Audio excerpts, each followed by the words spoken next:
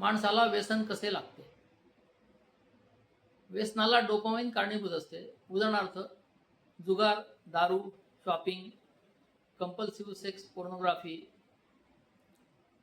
या गोष्टी सुरुवातीला उत्तेजित करणाऱ्या असतात.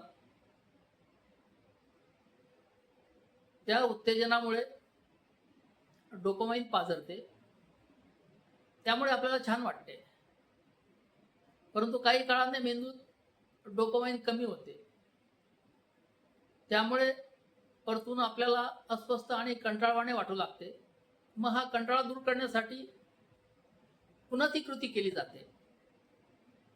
हळूहळू ती कृती पुन्हा पुन्हा रिपीट होत असते.